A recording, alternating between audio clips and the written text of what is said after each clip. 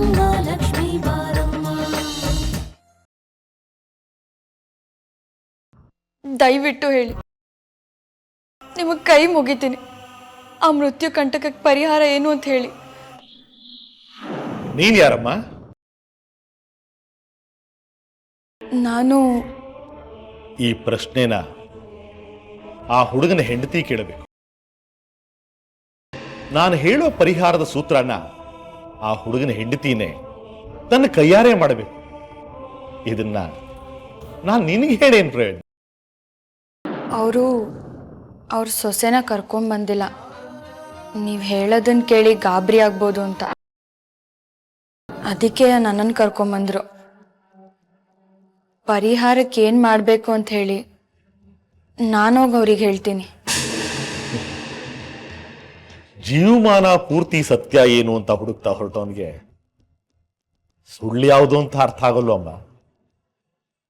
ನೀನ್ ಯಾರಮ್ಮ?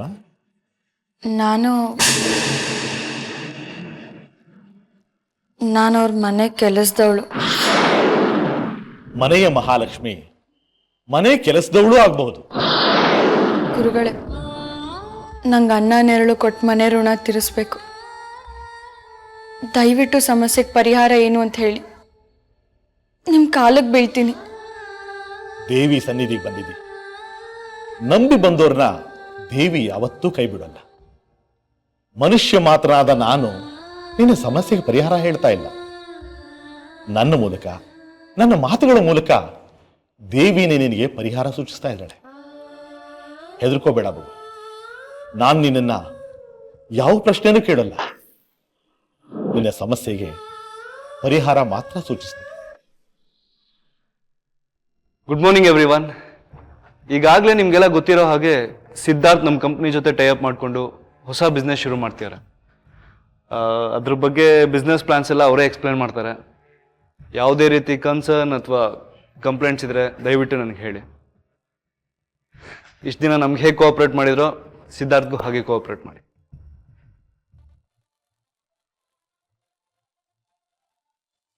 Excuse me.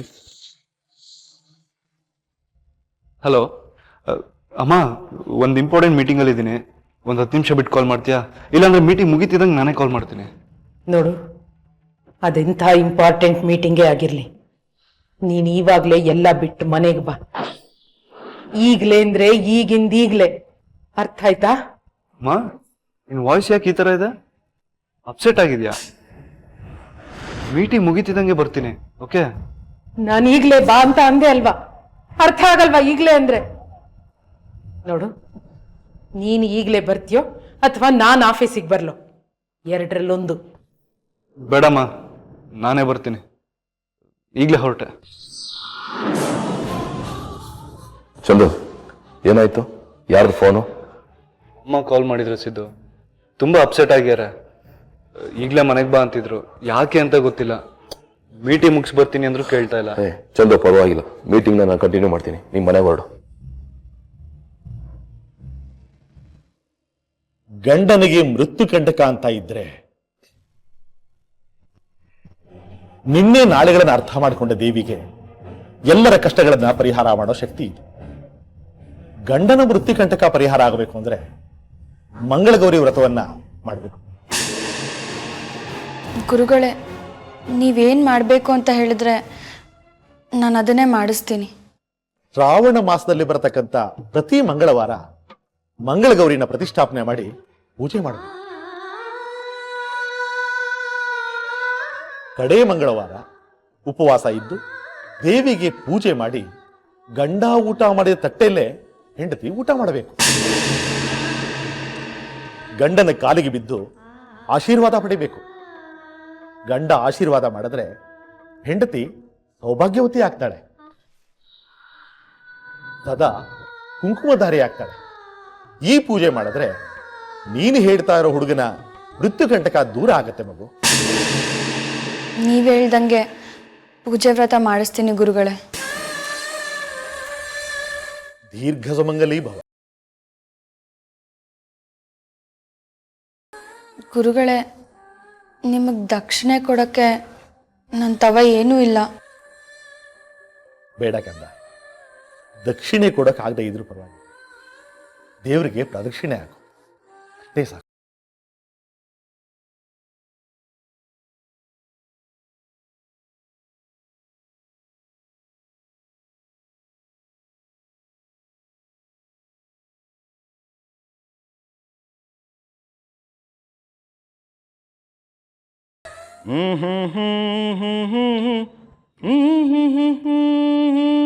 ತಾತ ಮೈಸೂರು ಪಾಕ್ ತಿಂತಾ ಇದೆಯಾ? ಮೈಸೂರು ಪಾಕ್ ತಿಂತಾ ಇದೆಯಾ? ಏನಂದೆ? ಮೈಸೂರು ಪಾಕ್ ತಿಂತಾ ಇದೆಯಾ ಅಂದೆ. ಇಲ್ಲಪ್ಪ, ನಿಜವಾಗ್ಲೂ ಇಲ್ಲ. ಆನು ಭೀಮಸೇನ್ ಜೋಶಿಯವ್ರು ಹಾಡಿದ ಭಜನೆ ಕೇಳ್ತಾ ಇದ್ನಪ್ಪ. ಎಂಜಾಯ್ ಮಾಡು. ಗುರುವೇನೇ ಯಾಕೆ ಮೂಕನಾದೆ. ರಂಜಿತ್, ಇವತ್ತು ಸಂಜೆ ಸ್ವಲ್ಪ ಮನೆಗೆ ಬೇಗ ಬರ್ತೀರಾ? ನಾವು ಯಾವಾಗಲೂ ಒಂದು ರೆಗ್ಯುಲರ್ ಶಾಪ್ಗೆ ಹೋಗ್ತಿದ್ವಲ್ಲ, ಅಲ್ಲಿ ಎಷ್ಟು ಚೆನ್ನಾಗಿರೋ ಜುಮ್ಕೀಸ್ ಎಲ್ಲ ಬಂದಿದೆ ಅಂತೆ. ನಾನು ಕೊಡಿಸಿ ರಂಜಿತ್, ಪ್ಲೀಸ್ ಇವತ್ತು ಸಂಜೆ ಬೇಗ ಬನ್ನಿ. ಮತ್ತೆ ಯಾವಾಗಲೂ ರಂಜಿತ್ ಮಾವನ್ ಜೊತೆ ಮಾತಾಡ್ತಿರ್ತೀರಲ್ಲ, ಆ ಪುಣ್ಯಾತ್ಮಂಗೆ ಆಫೀಸಲ್ಲಿ ಕೆಲಸ ಮಾಡಕ್ ಬಿಡಿ ಸ್ವಲ್ಪ. ಚಂದು, ಒಂದ್ ನಿಮಿಷ ಒಳಗ್ ಬಾ.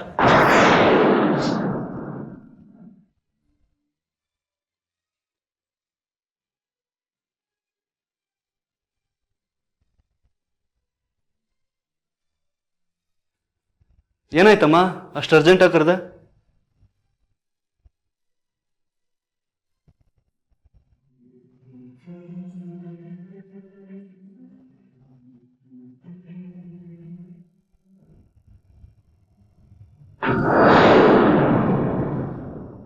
ಏನಮ್ಮ, ಎಲ್ಲ ಸರಿ ಇದೆ ತಾನೆ? ಇಲ್ಲ ಚಂದು, ಏನೂ ಸರಿ ಇಲ್ಲ. ಇಷ್ಟೊಂದು ಅರ್ಜೆಂಟಾಗಿ ಕರೆದ್ಬಿಟ್ಟು ಈಗ ಏನು ಸರಿ ಇಲ್ಲ ಅಂದ್ರೆ ಏನಮ್ಮ ಅರ್ಥ?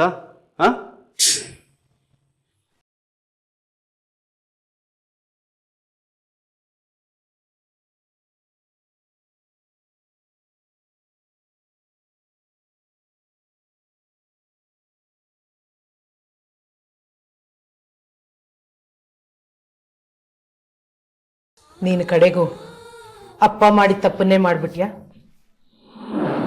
ಏನು ಹೇಳ್ತಿದ್ಯಮ್ಮ? ನನಗೇನು ಅರ್ಥ ಆಗ್ತಿಲ್ಲ. ಅಪ್ಪ ಏನು ತಪ್ಪು ಮಾಡಿದ್ರು, ನಾನೇನು ತಪ್ಪು ಮಾಡಿದೆ? ನೀನು ನಿಮ್ಮಪ್ಪನ ಹಾಗೆ ಯಾರಿಗೂ ಹೇಳ್ದೆ ಮದುವೆ ಆಗಿದ್ಯಾ?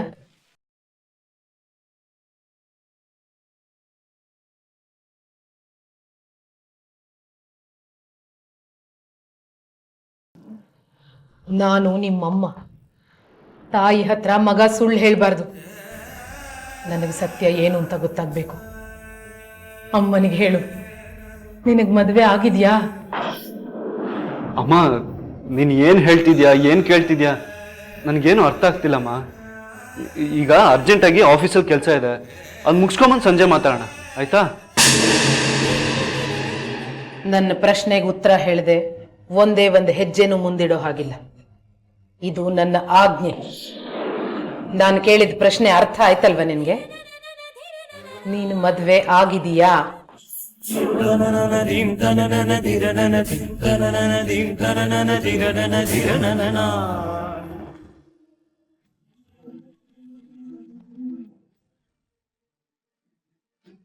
ಅಣ್ಣ,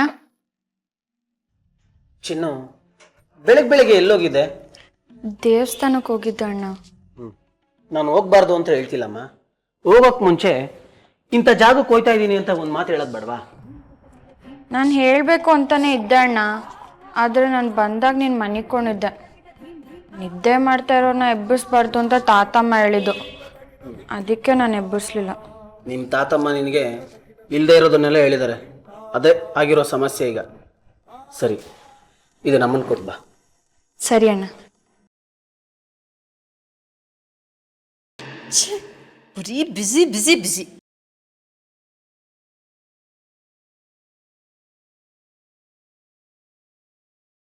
ಚಿನ್ನು, ಬೈಲಿ.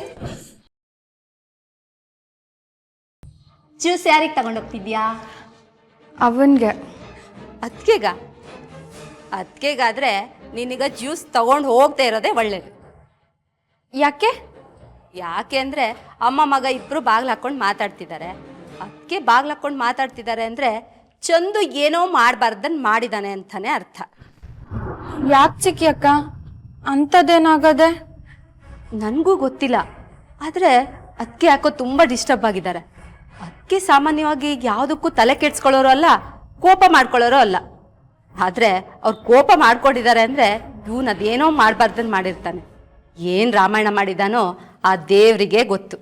ಅದಕ್ಕೆ ಕೋಪ ಬಂದರೆ ಅವ್ರನ್ನ ಸಮಾಧಾನ ಮಾಡೋಕ್ಕೆ ಆಗಲ್ಲ. ತಾಯಿ ಮಗ ಏನಾದರೂ ಮಾಡ್ಕೊಳ್ಳಿ, ನೀನು ಮಾತ್ರ ಅವರಿಬ್ಬರ ಮಧ್ಯೆ ಹೋಗಬೇಡ. ಈಗ ಒಂದು ಕೆಲಸ ಮಾಡು, ಈ ಜ್ಯೂಸ್ನ ನನಗೆ ಕೊಡು. ಅದಕ್ಕೆ ಕೋಪ ಇಳಿದ್ಮೇಲೆ ಆಮೇಲೆ ಅವರಿಗೆ ಫ್ರೆಶ್ ಆಗಿ ಇನ್ನೊಂದ್ಸಲ ಜ್ಯೂಸ್ ಮಾಡಿಕೊಡು, ಓಕೆನಾ? ಅವಂಗೆ ಯಾಕೆ ಕೋಪ ಬಂದದೆ ಅಂತ ನಂಗೆ ಗೊತ್ತು ಚಿಕ್ಕಿ ಅಕ್ಕ. ಅವ್ರ ಕೋಪಕ್ಕೆ ನಾನೇ ಕಾರಣ.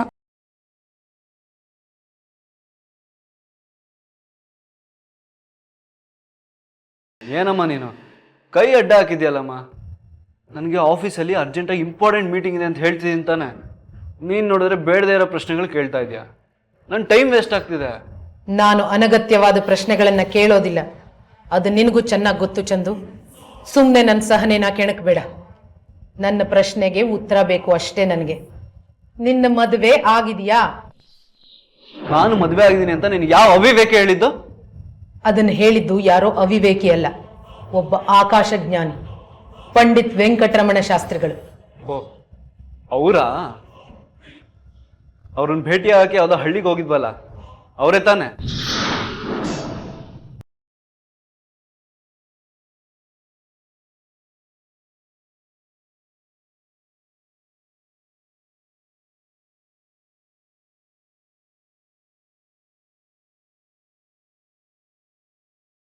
ಶಾಸ್ತ್ರಿಗಳ ಮಾತು ಯಾವತ್ತೂ ಸುಳ್ಳಾಗಿಲ್ಲ ಚಂದು. ನಿಜ ಹೇಳು ಮಗನೆ, ನಿನಗೆ ಮದುವೆ ಆಗಿದ್ಯಾ ಕಂದ? ಏನಮ್ಮ ಆಗಿದೆ ನಿನಗೆ? ಕೌಡೆ ಬಿಟ್ಟು 4 ಸಂಪಾದನೆ ಮಾಡಿ ಹೊಟ್ಟೆಪಾಡು ನಡೆಸ್ತಿರೋ ಅವನ್ನ ನಂಬ್ಕೊಂಡು ಹೊಟ್ಟೆಲಿ ಹುಟ್ಟಿದ ಮಗನ ಮೇಲೆ ಡೌಟ್ ಪಡ್ತಾ ಇದೆಯಾ? ನನ್ನೇ ಪ್ರಶ್ನೆಗಳು ಕೇಳ್ತಾ ಇದೆಯಾ? ಸರಿನಮ್ಮ ಇದು? ಆ ಅವಿವೇಕಿನ ಆಕಾಶ ಜ್ಞಾನಿ ಅಂತ ಬೇರೆ ಹೇಳ್ತಾ ಇದೆಯಾ? ನಿನ್ ವಿವೇಕಕ್ಕೆ ಏನಾಗಿದೆಯಮ್ಮ? ಚಂದು, ನಾಲ್ಗೆ ಜಾರೋ ಜಾಗದಲ್ಲಿದೆ, ಜಾಗರೂಕತೆಯಿಂದ ಮಾತಾಡಬೇಕು. ನಾನು ಗೌರವಿಸೋರ್ನ ನೀನು ಗೌರವಿಸಬೇಕಾಗಿಲ್ಲ, ಅವಹೇಳನ ಮಾಡಬಾರ್ದಲ್ವಾ? ಮತ್ತಿನ್ನೇನಮ್ಮ ಹೇಳಿ? ಯಾವ್ದೋ ಜ್ಯೋತಿಷಿ ಹೇಳ್ದ ಅಂತ ಹೇಳಿ ನನಗೆ ಏನೇನೋ ಪ್ರಶ್ನೆ ಕೇಳಿದ್ರೆ ಕೋಪ ಬರಲ್ವಾ? ಯಾವ ಕಾಲದಲ್ಲಿ ಇದ್ದೀರಾ? 21ನೇ ಶತಮಾನ ಕಣಮ್ಮ ಇದು. ನಾವೆಲ್ಲ ಚಂದ್ರನ ದೇವ್ರು ಅಂತ ಹೇಳಿ ಕೈ ಮುಗಿತೀವಿ, ಆದ್ರೆ ಮನುಷ್ಯ ಚಂದ್ರನ ಮೇಲೆ ಕಾಲಿಟ್ಟು ಬಂದಿದ್ದಾನೆ. ಮನೇಲಿ ಮಂಗಳ ಗೌರಿ ವ್ರತ ಮಾಡ್ತೀರಾ, ಆದ್ರೆ ಮನುಷ್ಯ ಮಂಗಳ ಗ್ರಹಣ ಮುಟ್ಟು ಬಂದಿದ್ದಾನೆ. ಯಾವ ಜ್ಯೋತಿಷದ ಬಗ್ಗೆ ಮಾತಾಡ್ತಿದ್ದೀರಮ್ಮ ನೀವು? ನೀನು ವಿಜ್ಞಾನದ ಬಗ್ಗೆ ಮಾತಾಡ್ತಾ ಇದ್ದೆ, ನಾನು ಜ್ಞಾನದ ಬಗ್ಗೆ ಮಾತಾಡ್ತಾ ಇದ್ದೀನಿ. 1 ನಿಮಿಷ ಉಸಿರು ತಗೊಳ್ಳಿಲ್ಲ ಅಂದ್ರೆ ಮನುಷ್ಯ ಸತ್ತು ಹೋಗ್ತಾನೆ. ಆ ಉಸಿರನ್ನ, ಆ ಗಾಳಿನ ನಾನು ದೇವರು ಅನ್ಕೋತೀನಿ. 1 ಕ್ಷಣ ಕತ್ತಲಾಗೋದ್ರೆ ಮನುಷ್ಯ ಕಂಗಾಲಾಗಿ ಹೋಗ್ತಾನೆ. ಆ ಕತ್ತಲನ್ನ ಹೊಡೆದೋಡ್ಸೋ ಬೆಳಕನ್ನ, ಅಗ್ನಿನ ನಾನು ದೇವ್ರು ಅಂತ ಅನ್ಕೊಳ್ತೀನಿ. 1 ಕಾಳು ಭೂಮಿಗೆ ಚೆಲ್ಲಿದ್ರೆ 100 ಕಾಳು ಕೊಡುತ್ತೆ, ಹಸಿವು ನೀಗ್ಸತ್ತೆ. ಆ ಭೂಮಿನ ನಾನು ದೇವ್ರು ಅಂತ ತಿಳ್ಕೊತೀನಿ. ಆಕಾಶದಿಂದ ಸುರಿದು ಎಲ್ಲ ಜೀವಿಗಳ ನೀರಡಿಕೆ ಇಂಗಿಸೋ ಮಳೆನ ನಾನು ದೇವ್ರು ಅಂತ ಕರಿತೀನಿ. ಆಳ ಎತ್ತರ ಅಗಲ ಇಲ್ಲದಿರೋ ಆಕಾಶನ ಅಲ್ಲಮ್ಮ ಪ್ರಭು ಬಯಲು ಅಂತ ಕರೀತಾನೆ. ಈ ಪಂಚಭೂತಗಳು ನನ್ನ ನಂಬಿಕೆನ ಕಟ್ಟಿಕೊಟ್ಟಿವೆ, ಇದು ನನ್ನ ನಂಬಿಕೆ.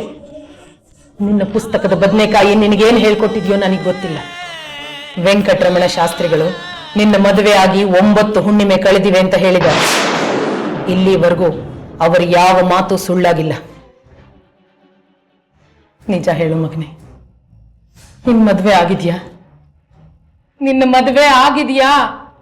ಅಮ್ಮ, ಇಷ್ಟು ದಿನ ಮಾತೆತ್ತಿದ್ರೆ ನನ್ನ ನಿನ್ನ ಮಧ್ಯೆ ಆ ದೇವ್ರು ಬರ್ತಾ ಇದ್ದ. ಈಗ ಜ್ಯೋತಿಷಿನ? ಆ ದೇವ್ರನ್ನ ಜ್ಯೋತಿಷಿನ ನಂಬೋ ನೀನು ಹೆತ್ತು ಮಗನ್ನ ನಂಬಕ್ಕಾಗಲ್ವಾ? ಯಾಕೋ ಇದು ಅತಿ ಆಯ್ತು ಅನ್ನಿಸ್ತಿಲ್ವಾ ನಿನಗೆ? ಅಮ್ಮ, ದೇವರೋ ಜ್ಯೋತಿಷಿನೋ ಇಲ್ಲ ನಾನಾ? ತಾಯಿ ಮುಂದೆ ಆಯ್ಕೆಯ ಅವಕಾಶಗಳಿದ್ರೆ ತಾಯಿ ಆರಿಸ್ಕೊಳ್ಳೋದು ತನ್ನ ಮಗುನೇ. ಆದ್ರೆ ನೀನಿನ್ನೂ ನನ್ನ ಪ್ರಶ್ನೆಗೆ ಉತ್ತರ ಕೊಟ್ಟಿಲ್ಲ ಚಂದು. ನಿನಗೆ ಮದುವೆ ಆಗಿದೆಯಾ?